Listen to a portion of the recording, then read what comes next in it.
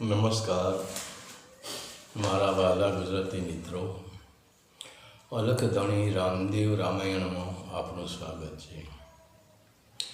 તો આજે અહીંયા સંતો બતાવે છે કે કળિયુગમાં શું કરવાથી તરી જવાય છે.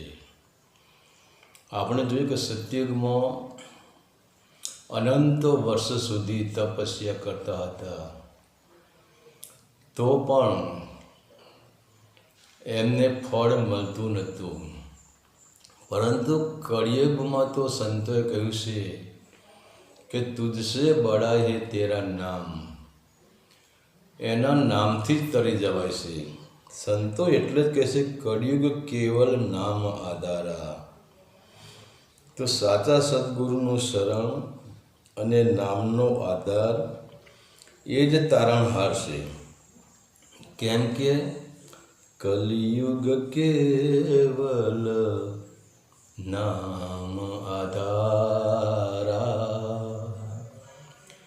કલિયુગ કેવલ નામ આધારા. સુમર સુમર ઉતરહું ભવ પારા, સુમર સુમર ઉતરહું ભવ પારા, કલિયુગ કેવલ નામ આધારા. તો અહીંયા પહેલો પાયો શરૂ થાય છે અહીંયાથી. તો પહેલો પાયો એ પ્રહલાદ રાજાનો પાયો છે. અને પ્રહલાદ રાજાએ કહે છે ગુરુ કેવા હોવા જોઈએ. તો આપણે આગળ વાત કરી હતી કે ગુરુ પારસમણીનો છોડ નહીં, પણ ગુરુ ભમરી જેવા હોવા જોઈએ. તો પ્રહલાદ એ હિરણ્યકશ્યપનો દીકરો છે. તમે જુઓ, હિરણ્યકશ્યપનો પ્રહલાદ અને પ્રહલાદનો પુત્ર બલિ. તો અહીંયા પ્રહલાદ હિરણ્યકશ્યપનો પુત્ર છે. તો હિરણ્યકશ્યપને એવું હતું કે પ્રહલાદને એના પિતાએ કહ્યું કે ભાઈ હું પોતે જ ભગવાન છું, મારા સિવાય બીજે ક્યાંય ભગવાન નથી, હું જ તારણહાર છું, હું જ સર્વશ્રેષ્ઠ છું, હું જ જીવતદાન આપી શકું છું, હું જ લોકોને મારી શકું છું. તો પ્રહલાદના અંદર પણ એના પિતાનો ભાવ પડેલો હતો. પરંતુ એક સમયે એવું બન્યું કે પહેલાં આપણે પહેલો પાયો જોઈ લઈએ. તો પહેલો જગન રચિયો પ્રહલાદ રાયને દ્વાર, પહેલો જગન રચિયો પ્રહલાદ રાયને દ્વાર. એવા કુંજર દોરીને યુબા ધણીને દરબાર, એવા કુંજર દોરીને યુબા ધણીને દરબાર. સોના કેરા કળશ હતા ને સોના કેરા થાળ બાવા, સોના કેરા કળશ હતા ને સોના કેરા થાળ. એવા સોનાના સિંહાસન બેઠા નળ નકળંગીરા, એવા સોનાના સિંહાસન બેઠા નકળંગરા. એવા વરજો વરજો કુંજર અલક ધણીને દરબાર, એવા વરજો વરજો કુંજર અલક ધણીને દરબાર, એમાં પાંચ રે કરોડે તાર્યા જોને પ્રહલાદ રામ, એવા પાંચ રે કરોડે તાર્યા જોને પ્રહલાદ રામ. તો પ્રહલાદના પિતા હિરણ્યકંસને પ્રહલાદની નાભીમાં એક જ વાત હતી કે જે છે પરમાત્મા એ મારા પિતા છે, ભગવાન એ મારા પિતા છે, લોકોના તારણહારે મારા પિતા છે. તો પ્રહલાદ ભક્ત ક્યાંથી બન્યો? તો પ્રહલાદ જ્યારે 7 વર્ષની ઉંમરનો હતો, જ્યારે એને સ્કૂલમાં પણ મૂક્યો ન હતો, એને સ્કૂલમાં મૂકવાની તૈયારી જ હતી, 7 વર્ષે 5-7 વર્ષે સ્કૂલમાં બેસાડે. તો આ ટાઈમે પ્રહલાદની ઉંમર સ્કૂલની ઉંમર થઈ જ નથી. તો એવા ટાઈમે એક દિવસ પ્રહલાદ રાજા જેમ બાળક પોતાના સૈનિકો સાથે રાત્રે ફરવા નીકળે એમ પ્રહલાદને થયું કે આજે તો નગર ચર્ચામાં જવું છે, ફરવા જવું છે. તો પ્રહલાદ સૈનિકો સાથે ફરવા જાય છે અને એમાં બને છે એવું ફરતા ફરતા પ્રહલાદને એક શ્રીબાઈનું મિલન થાય છે. શ્રીબાઈ પોતે કુંભારણ હોય છે અને એ કુંભારનો ધંધો એટલે મતલબ માટલા પકવતી હોય છે શ્રીબાઈ. હવે સાંજે નિભાળો ખડકે છે, એમાં આપણે જોઈએ કે ભાઈ બિલાડીના બચ્ચડા 7 ઘર ફરે ત્યારે એની આંખો ખુલે. તો હવે જે માટલા કાચા માટલા હતા અને કાચા માટલાની અંદર બિલાડીના બચ્ચડા કાચા માટલામાં ઘૂસી જાય છે. બિલાડીને ખબર છે પણ શ્રીબાઈને ખબર નથી. તો પછી શ્રીબાઈ તો એ બિલાડીના બચ્ચડાવાળું જે માટલું હતું એ નિભાડામાં ગોઠવી દે છે અને ત્યાં જ બિલાડીનું આગમન થાય છે. હવે બિલાડી ત્યાં રડે છે એટલે શ્રીબાઈને એમ લાગે છે કે આ બિલાડી કેમ રડે છે. તો બિલાડી રડે છે ખરી પણ બિલાડી એનો એક પગ આમ લાંબો પગ કરીને માટલા સામે ઈશારો કરે છે. શ્રીબાઈને એમ થયું કે માટલામાં કંઈક હશે. તો શ્રીબાઈને ખ્યાલ આવી ગયો કે આના બછડા હતા, આના બછડા દેખાતા નથી, નક્કી આના બછડા માટલામાં ઘૂસી ગયા છે અને મેં નિંબાળો પકવાઈ દીધો છે, મેં નિંબાળાને અગ્નિ આપી દીધી છે. શ્રીબાઈ પોતે વિચાર કરે છે કે હવે શું કરું, અને ત્યાં જ શ્રીબાઈના ત્યાં પ્રહલાદનું આગમન થાય છે. તો બિલાડીના બછડા વ્યવસ્થિત જગ્યાએ શ્રીબાઈ બિલાડીને કહે છે કે બેટા તારા બછડા વ્યવસ્થિત જગ્યાએ મૂકવા જોઈએ.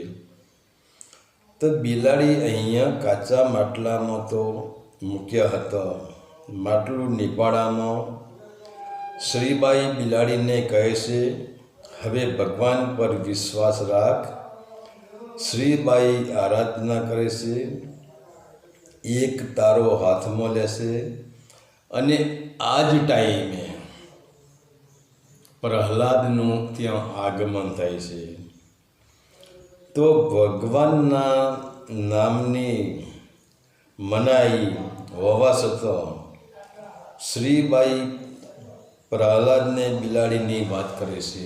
જ્યારે પ્રહલાદ અહીંયા શ્રીબાઈ ભગવાનની આરાધના કરે છે ત્યારે પ્રહલાદનું આગમન થાય છે અને પ્રહલાદ શ્રીબાઈને રોકે છે. શ્રીમન નારાયણ નારાયણ હરિ હરિ, શ્રીમન નારાયણ નારાયણ હરિ હરિ, ભજમન નારાયણ નારાયણ હરિ હરિ, હરે હરિ હરિ રે મન હરિ હરિ, શ્રીમન નારાયણ નારાયણ હરિ હરિ. જ્યારે પ્રહલાદના કાને આ શબ્દો પડે છે ત્યારે પ્રહલાદને એમ થાય છે કે મારા રાજ્યમાં મારા પિતા એ જ પરમાત્મા છે, તો પછી આ શ્રીમન નારાયણ ને હરિ આ કોણ છે? તો પ્રહલાદ શ્રીબાઈની પાસે જાય છે અને કહે છે કે તમે આ શું કરવા માંડ્યા છો? ત્યારે શ્રીબાઈ પોતે પ્રહલાદને બધી વાત કરે છે કે હે પ્રહલાદ, આ બિલાડીના બચ્ચડા અહીંયા કાચા માટલામાં હતા અને મને પણ ખબર નથી ને ભૂલમાં મેં એ કાચું માટલું આ નિંબાડામાં મેં ખડકી દીધું છે અને મેં અગ્નિ ચોંપી દીધી છે. તો હવે હું નારાયણને પ્રાર્થના કરું છું કે હે નારાયણ, આ બિલાડીના બસડાને સવારે હેમખેમ પાછા આપી દેજે, એને જીવતા બહાર કાઢજે. ત્યારે પ્રહલાદ ક્રોધે ભરાય છે અને શ્રીબાઈને કહે છે કે શ્રીબાઈ, હું ધારું તો અત્યારે તલવારથી તારું મસ્તક અલગ કરી શકું એટલી મારી તાકાત છે, પરંતુ જો હું જ્યાં સુધી સવારે અહીંયા ન આવું ત્યાં સુધી તારે નિભાળો ખોલવાનો નથી, અને જો નિભાળામાંથી બિલાડીના બછડા ન નીકળ્યા તો મારી તલવાર અને તારું માથું, તો તારે નિભાળો મારી હાજરીમાં જ ખોલવાનો છે. અને શ્રીબાઈ કહે કે પ્રહલાદ, માની લે કે સવારે તારી હાજરીમાં હું નિભાળો ખોલું અને અંદરથી બિલાડીના બછડા નીકળે તો પ્રહલાદ કહે કે શ્રીબાઈ, મારી તલવાર હું તમારા હાથમાં આપું અને તમે મારું મસ્તક ધરતી જુદું કરી નાખો. શ્રીબાઈ કહે સારું, સવારે હું તારું માથું ઉતારી લઈશ. તો પ્રહલાદની અંદર એક ભ્રમણા થાય છે, પોતાના રાજમહેલમાં જાય છે, પરંતુ આજે પ્રહલાદને કોઈ ચેન પડતું નથી. પ્રહલાદને એક જ તાર લાગ્યો છે, એક જ શબ્દો પ્રહલાદના કાનમાં રમી રહ્યા છે, શ્રીમન નારાયણ નારાયણ હરિ હરિ. શું આ હરિ હશે? આ હરિ બિલાડીના બછડાને સવારે જીવતા કાઢશે. અને પ્રહલાદને નક્કી થઈ ગયું છે બિલાડીના બછડા સવારે નીકળે જીવતા તો મારા પિતા પર મારા ચોકડી માધ્યમની એ કંઈ જ નથી. પ્રહલાદને આખી રાત ઊંઘ આવતી નથી. સંકલ્પો વિકલ્પોનું વાવાઝોડું સતત અંદર રમ્યા કરે છે. એમ કરતાં કરતાં સવારનો સમય થયો છે અને પ્રહલાદ સીધો શ્રીબાઈ કુંભારણના ત્યાં આવે છે. શ્રીબાઈ કુંભારણ પ્રહલાદની રાહ જોઈને જ બેઠી હોય છે. અને જેવો પ્રહલાદ આવે છે એવો શ્રીબાઈ કહે છે, પ્રહલાદ બેટા આવી ગયો. ત્યારે પ્રહલાદ કહે છે કે અત્યારે તો આવી ગયો છું, પરંતુ અહીંયા ન્યાય હવે થવાનો છે. કોણ કોનું માથું ઉતારે છે? તો પ્રહલાદ કહે છે, હવે તમે નિભાળો ખોલો. અને નિભાળો જો અંદરથી બચડો નહીં નીકળે તો શ્રીબાઈ, રાત્રે પણ મેં તમને કહ્યું હતું કે તમારું માથું ઉતારી લઈશ. અને જો નિભાળો ખુલશે અને અંદરથી બસડા નીકળશે તો પ્રહલાદ કહે, મારું માથું ઉતારીને હું તમારા ચરણોમાં મૂકી દઈશ. હવે અહીંયા નિભાળો ખોલવાની તૈયારી ચાલે છે. નિભાળો ખોલે છે. એક એક માટલું ઉપાડીને શ્રીબાઈ પ્રહલાદને માટલું આપે છે. પ્રહલાદ માટલું બાજુમાં મૂકે છે. તો અને આપણે કહે છે કે બિલાડી 7 ઘર ફરે ત્યારે બસડાની આંખો ઉઘડે. પરંતુ આપણે કેટલાય ઘર ફર્યા, આપણે કેટલાય જન્મ લીધા, તો એ આપણી આંખ ઉઘડતી નથી. આપણે આ બધું સાંભળીએ છીએ, કથાઓમાં જઈએ છીએ, સત્સંગમાં જઈએ છીએ, ગીતાનો પાઠ ઘેર કરીએ છીએ, રામાયણનો પાઠ ઘેર કરીએ છીએ, વેદ વાંચીએ છીએ, ઉપનિષદ વાંચીએ છીએ, સંતોના સાનિધ્યમાં આપણે તો કેટલાય ઘર રખડ્યા, નક્કી જ નહીં કેટલા ઘર રખડ્યા, તો એ આપણી આંખે ઉઘડતી. કેટલી સમાજની ઠોકરો ખાધી, કેટલું દુઃખ વેઠ્યું, ધન દાંતના આડવેર થઈ ગયું, તો એ આપણી આંખે આટલા બધા ઘર ફરે, આટલી બધી ઠોકરો ખાધી, તો આપણું ઘર ઉઘડવા આપણી આંખો ઉઘડતી નથી. અને બિલાડીના બસડાની આંખો ઉઘડી જાય છે. તો શ્રીબાઈના હાથમાં એક શ્રીબાઈ તારો લેશે અને માટલું ખોલે છે. અને શ્રીબાઈ માટલાનો ખોલતો એક તારાનો તાર મિલાવીને એક તારો કમ્પ્લીટ પછી માટલા ઉપર ખોલે છે અને પરમાત્મા સાથે તાર મિલાવે છે.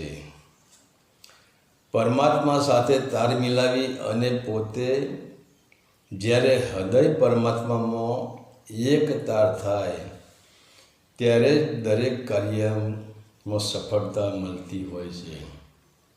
એક તારો એટલે પેલું તંબુરો જે આપણે કહીએ, 3 પેલી વાયર બાંધેલા આવે, એ પણ એક તારો, પણ એ બહારનો એક તારો છે. શ્રીબાઈ અંદરનો એક તારો, હૃદયનો તાર પરમાત્મા સાથે મિલાવે છે, હૃદયનો તાર નારાયણ સાથે મિલાવે છે. તો ત્યારે શ્રીબાઈ કહે છે, હરિને ભજતા હજી કોઈની લાજ, હેજતા નથી જાણી રે, જેની સુરતા સાંભળિયાને સાથ વધે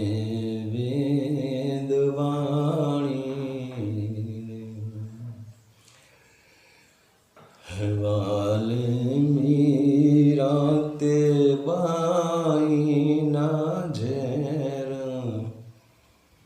અમૃત કીધા. તો આ રીતે શ્રીબાઈ હરિને એક તારો મિલાવે છે. ત્યાં પછી શ્રીબાઈ બીજું કહે છે કે તારો રે ભરોસો મને ભારી યજમાનણા, તારો ભરોસો મને ભારી રે.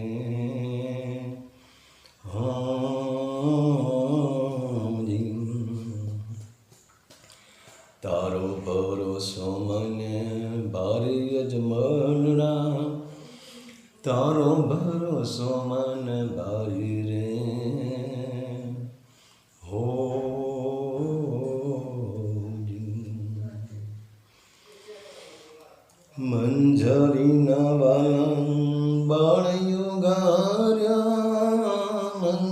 હરિના વાલા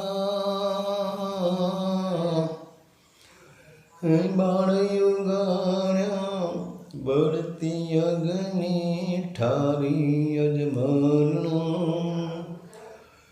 બળતી અગ્નિ ઠારી યજમાન તારો ભરોસો મને ભારી રે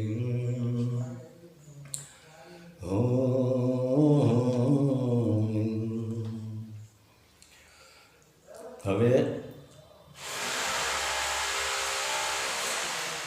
એક તારો થઈ ગયો શ્રીબાઈને, નિભાડો ખોલવાનું કામ ચાલુ છે, પરંતુ એક પછી એક માટલું ખોલતા જાય છે અને છેલ્લે જોયું તો શું દેખાણું? જે કાચું માટલું હતું, કાચા માટલાની અંદર બિલાડીના બછડા હતા. એ માટલું કાચું જ હતું, એને ક્યાંય અગ્નિ અડી જ નહોતી. તો આ મહાદ્રશ્ય, આના દ્રશ્ય ના કહેવાય, આના મહાદ્રશ્ય પ્રહલાદે પોતાની આંખે નજરે જોયું. તો શ્રીબાઈ પ્રહલાદ આ કાચું માટલું બછડાનું છે. શ્રીબાઈએ કહ્યું કે હે પ્રહલાદ, હે બેટા, આ કાચું માટલું છે એને તું બહાર કાઢ, અને જો એના અંદર બિલાડીના બછડા છે તો પ્રહલાદે એક કાચું માટલું નિભાણાથી બહાર કાઢ્યું છે, અને બહાર કાઢ્યા પછી જેવા અંદર એને પ્રહલાદે હાથ નાખ્યો તો અંદરથી બિલાડીના બછડા બહાર નીકળ્યા. એ સમયે પ્રહલાદની ઠોકર વાગી. એક ઠોકર સુધરી જાય અને એક જ ઠોકર સુધરી જાય. આપણે નથી કે તેજીને ટકોર અને ગધેડાને ડફણા. ઘોડાના 4 પ્રકાર હોય, એમ મનુષ્યના પણ 4 પ્રકાર હોય. એક ઘોડો એવો હોય, અસવાર ઘોડા ઉપર બેઠો હોય અને એને ચાબુક માર, એને ડફણા એટલે ચાબુક માર કરે તો પણ એ ઘોડો હાલે જ નહીં. એની ગતિ, એનો વેગ પકડ્યો, ધીમું દોડે. પછી એનાથી ઉપરનો ઘોડો કે જ્યારે અસવાર ઉપર બેસે ત્યારે એ ઘોડાને બેઠા પછી એક જ ચાબુક મારવાની જરૂર છે, એને બીજો ચાબુક મારવો જ ના પડે. એક જ ચાબુકે રેવાલ પકડી લે. એના પછી 3જા નંબરનો ઘોડો કે જ્યારે અસવાર ઘોડા ઉપર બેસે અને ઘોડો હાલતો હોય અને અસવાર ચાબુકને હાથમાં લે અને જો ચાબુકનો પડછાયો ઘોડો જોઈ જાય તો તાત્કાલિક એ રેવાલ પકડી લે. એને પડછાયાની જરૂર છે. અને એથી તેજીલો ઘોડો અસવાર ઘોડા ઉપર બેઠો હોય અને એ મનમાં સંકલ્પ કરે કે ચાબુક લેવો છે, અને જ્યાં ચાબુક લેવા હાથ લંબાવે તો ચાબુકને હાથ અડ્યો જ ના હોય. ચાબુક લીધા પહેલાં તો ઘોડો રેવાલ પકડી લીધી લે. આનું નામ તેજીલો ઘોડો. આપણે તો આગળ કહ્યું ને કે સંસારમાં ઘણી ઠોકરો ખાધી, ઘણું દુઃખ વેઠી રહ્યા છીએ, અને એ પણ નક્કી કરી શકે આપણું કરેલું કંઈ સાથે આવવાનું નથી. સંસારની સંપત્તિ સંસારમાં જ રહી જવાની છે. આપણા દાદાએ લઈને ગયા નથી, એનાય દાદાએ લઈને ગયા નથી, એનાય દાદાએ લઈને ગયા નથી. એનું આપણી પાસે આવ્યું અને આપણું આપણા છોકરા પાછળ જશે. આપણું તો આમાં કંઈ નામ નિશાન જ છે નથી. આપણે જોઈએ કે આપણે બાજરી વાવીએ તો બાજરી વાવી અને ઉપર જે બાજરી નીકળ્યું એ સાચું, વચમાં જે સાંઠો છે સાંઠાની કોઈ કિંમત જ નથી. એમ રીતે આપણું શરીર એક સાંઠો છે, જન્મથી મૃત્યુ સુધીનો સાંઠો. હા, આને તમે સારા માર્ગે વાપરો, અંદરની યાત્રા કરાવો, પરમાત્માની યાત્રા કરાવો, પણ એના માટે સાચા સદગુરુ મળી જાય તો. એટલે અત્યારે તો ગુરુનો રાફડો ફાટી નીકળ્યો છે. સાચા સદગુરુ વિશે આપણે આગળ ચર્ચા કરી લઈશું, પણ અત્યારે પ્રહલાદ વિશે ચર્ચા કરી લઈએ. તો જ્યારે બછડા નીકળ્યા ત્યારે પ્રહલાદને એક જ ઠોકર વાગી, એક જ ઠોકરે એન્જિન ચાલુ થઈ ગયું. શ્રીમન નારાયણ નારાયણ હરિ હરિ, શ્રીમન નારાયણ નારાયણ તું એ मेरा मुझ में कुछ नहीं, जो कुछ है तेरा, तेरा तुझको सौंप दूँ, कहाँ लगत है मेरा. હવે પ્રહલાદને તો એમ થઈ ગયું કે ભાઈ જે છે એ પરમાત્મા નારાયણ જ મહાન છે, બીજું કોઈ મહાન નથી. ત્યારે પ્રહલાદે તલવાર હતી શ્રીબાઈના હાથમાં આપી અને પછી પ્રહલાદે શ્રીબાઈ નથી કહ્યું, કુંભારન નથી કહ્યું. તલવાર પ્રહલાદે શ્રીબાઈના હાથમાં આપી અને શ્રીબાઈના ચરણો પ્રહલાદે પકડી લીધા અને અશ્રુ બની આંખે પ્રહલાદે કીધું, હે ગુરુજી, આજે તમે મારું માથું ઉતારી લ્યો. તો શ્રીબાઈ તો સંત હતી, દિવ્યા ધર્મને ભરેલી સતી હતી, એ કોઈનું માથું ઉતારે ખરી?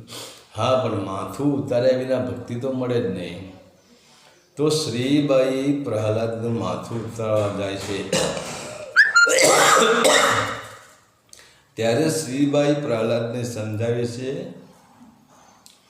કે જો બેટા, તારે માથું દેવું હોય તો પરમાત્માના ચરણોમાં દઈ દે, મારા ચરણોમાં દઈ દે. એટલે તારો અહંકાર તું મને આપી દે, મારે તારે માથાની જરૂર નથી, તારી સંપત્તિની મારે જરૂર નથી, તારા માથાની જરૂર નથી. તારું માથું, તારો અહંકાર તું મને આપી દે, તારું માથું પરમાત્માના ચરણોમાં તું ઝુકાવી દે, હરિના ચરણોમાં તું ઝુકાવી દે. તો આ કારણે શ્રીબાઈ નિજ્ય ધર્મ, મહાધર્મ, સનાતન ધર્મને ભરેલી હતી અને શ્રીબાઈ પ્રહલાદને નિજ્ય ધર્મનો ઉપદેશ આપે છે. બોલીએ અલગ ધણી રામદેવ પીર મહારાજ કી.